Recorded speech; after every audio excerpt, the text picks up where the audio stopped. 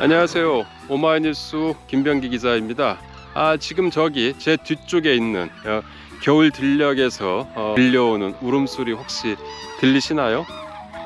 뚜루뚜루뚜루 뚜루뚜루뚜루 이런 소리를 내면서 운다고 해서 두루미입니다. 흑두루미 한 3천여 마리가 지금 순천만 겨울 들녘에서 쉬고 있는데요. 오늘 오마이TV 시청자 여러분들한테 전해드릴 환경 새소식, 환경 새뜸은 바로 흑두루미 이야기입니다. 1박 2일 동안 순천만에 머물면서 취재를 했는데요. 순천시가 여기 있는 흑두루미들한테 아주 이 소중한 선물을 마련했다고 합니다. 만에 흑두루미가 3,500마리에서 4,000마리 정도 서식을 하고 있는데요.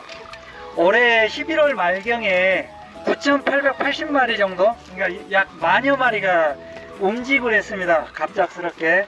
그 이유를 보니까 이지미시에서 역으로 AI 전염병이 확산돼 가지고 다시 순천만으로 다시 왔습니다. 6천여 마리가. 그래가지고 이 앞에가 다른 곳과 다르게 전봇대가 없습니다.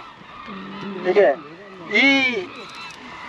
그 이유는 일본 이즈미시에서 주로 흑두루미가 죽는 이유는 병으로 죽는 게 아니고 전기줄에 닿아서 죽거나 다칩니다. 주로. 그러다 보니까 그런 문제점을 인식해서 2009년도에 우리 순천시가 이 62헥타에 있는 이 부분에 전봇대를 282개를 철거를 하게 됩니다. 그래서 철거를 하고 그러면 또 친환경적으로 어떻게 보호를 할 것이냐, 농약을 했지 않습니까, 예전에는. 그래서 그 친환경 농법을 도입해서 이 62헥타를 직접 관리하게 됩니다. 그래서 지금 저희들이 62헥타를 흑두루미 영농단이라고 해가지고 매년 1억 원 상당으로 해서 5명으로 해서 이 농사를 짓게 됩니다. 그래서 이제 지금 현재 여기 앞에 62헥타인데요. 이 흑두루미가 있는 곳이 62헥타인데요. 지금 이 62헥타 외에 이 농민에게도 지금 혜택이 되는 게 뭐냐면, 지금 당초에 제곱미터당 한 1,320원 정도 소득이 있는데, 이 흑두루미 희망농업단지에 하게 되면 1,680원, 그러니까 1헥타당 한 360만원 정도의 추가 소득을 얻게 됩니다. 그러니까 농사는 짓지 않고 경작자 이 농업인들에게 이 영농단이 해서 그냥 보존을 해주게 됩니다. 그러면 이 생산한 쌀을, 벼를 어떻게 할 것이냐, 여기에서는 직접 수거를 하지 않습니다. 그러니까 여기에서 이 벽실을 수거를 일정 부분만 합니다. 수확을 할 때 흙 뿌려놔요. 그래서 11월 달에 흑두루미가 오고 나면 12월까지는 나머지 흙 뿌려져 있는 걸 우선 먹습니다. 그 다음에 그 중에 이 수확해 놓은 벽시들을 여기 노란 창고에 있는 저 창고에다가 저장해 놨다가 매주 주마다 8톤씩 뿌려줍니다. 저희들이 뿌려줘서 먹이 공급을 하고 있는데, 매년 1월부터 했는데 올해는 아까도 말씀드렸지만 한 6,000마리가 추가로 너무 많이 오다 보니까 이 먹이가 조기에 없어졌어요.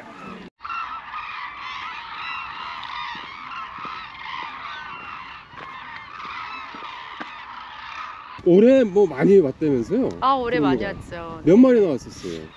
지금 11월 21일 기준으로 거의 10,000마리 정도가 왔고요. 그러면 네. 전 세계에 이게 17,000마리 정도밖에 없는 새잖아요. 네, 근데 그렇죠. 거의 절반 이상이 여기 와서 그렇습니다. 있었던 거죠? 네, 그렇습니다. 올해 지금 전 세계적으로 지금 고병성 조류 인플루엔자가 좀 강타하면서 일본 이즈미에도 좀 심각한 피해가 있었습니다. 네, 그곳에서 흑두루미 한 1,300마리 정도가 폐사를 했고요. 와, 그럼 세계에 남아있는 개체수의 10%나 해산한 거네요. 맞습니다. 그래서 이제 일부 흑두루미들이 이제 AI를 피해서 순천만으로 유입이 된 것으로 저희가 파악하고 있습니다. 피신으로 온 거네. 그렇습니다. 일종의. 네. 네, 흑도루미 서식지를 확대하기 위해서 지금 현재 희망농업단지 59헥타르를 예, 예. 조금 더 확대하는 정책들을 정부에 좀 건의를 했고요. 예, 예.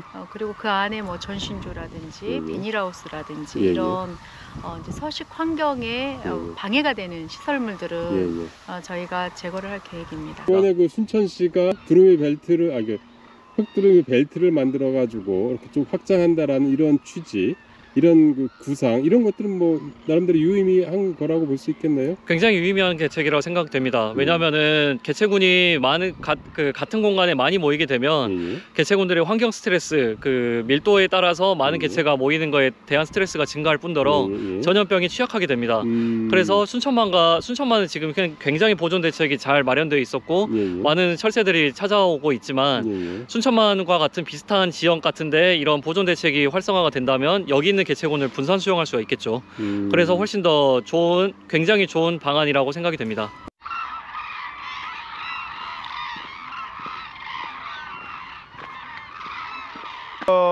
이게 뭐 야생조류 그런 말하는 분들이 있어요. 뭐 사람 먹고 살기도 힘든데 야생조류냐. 우리나라가 그런 말 할 때는 이미 지났거든요. 이제 이만한 뭐 OECD 국가에 들어가고 그러면은 자연과 또 생태 환경을 더불어서 이 경제 성장과 함께 생각하지 않으면 경제의 바탕도 무너지고 맙니다. 그리고 인간도 생태계의 일부거든요. 새가 날아온다는 거는 거기에 사람도 살만한 조건이 된다는 뜻입니다. 자, 지금 AI가 돌았다. 그래서 보통 여기에 그 새들을 그냥 방치를 한다거나 두면 얘네들이 어떻게 됩니까? 춥고 배고픈 새들이 되죠. 춥고 배고파지면 힘이 기력이 떨어지고 AI나 다른 질병에 쉽게 걸리게 됩니다. 그리고 사람들이 사는 곳으로 더 가까이 오게 되거든요. 그렇게 할 게 아니라 오히려 발상의 역전환을 해서 원래 새들이 날아오던 곳에 편하게 쉬면서 한겨울을 날 수 있도록 우리 인간이 또 지자체가 국가가 여건을 만들어 주면 그게 바로 AI 대책이 아닌가. 그렇게 편히 쉬다가 이제 얘네들이 봄이 돼서 저 북쪽 시베리아 이런 데 돌아가서 번식을 하면 그게 바로 이제 우리나라 또 그 지구 전체의 생물 다양성을 높이는데 크게 기여하게 되는 겁니다. 우리가 오늘 행사를 하는 것들은 13년 전에 두루미들을 위해서 논해 전봇대 282개를 뽑았습니다.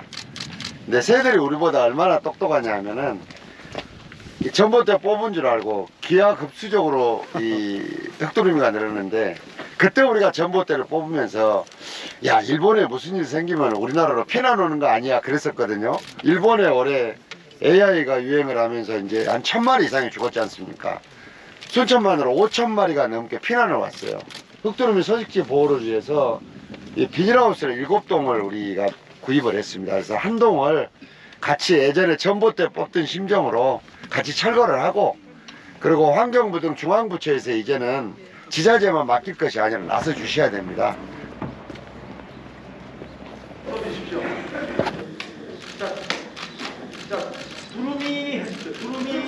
시장님 안녕하세요. 예, 안녕하세요. 예. 오늘 그 아주 의미 있는 협약식을 개최했던데요. 예. 그 협약식은 어떤 의미를 지니고 있는지, 어떤 내용이고 어떤 의미인지 한번 좀 짚어주시면 어떻겠습니까? 사실은 이제 흑두루미 서식지를 순천만과 천수만 이런 데서 그동안에 지켜왔거든요. 그런데 이 흑두루미가 행정 경계를 따라서 날아다니지는 않거든요. 그렇죠. 그러니까는 인접 도시들, 가능한 지역들이 같이 협조해서 서식지를 넓혀주는 게 대단히 중요합니다.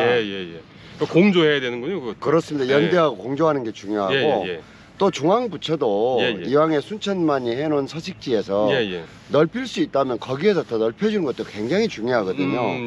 이게 다양한 목적으로 오늘 협약이 된 것입니다. 그럼 일단은 오늘 협약식은 지방자치단체들끼리 어떻게 연대할 것인지, 앞으로 연대하자라는 이런 취지였던 거고, 앞으로의 과제는 중앙정부가 뭔가 좀 해줘야 되는데 뭐를 해줘야 됩니까? 우선은 이 서식지를 확대하는 데는 막대한 비용이 듭니다. 왜냐하면 임대를 하든가 아니면 그 서식지를 매입을 하든가 해야 되거든요. 지금 지방자치단체 재정으로는 굉장히 어렵습니다. 순천시만 하더라도 조금 덩치가 있는 도시이기 때문에 우리 힘으로 해왔는데 이제 이것도 한계에 와 있습니다.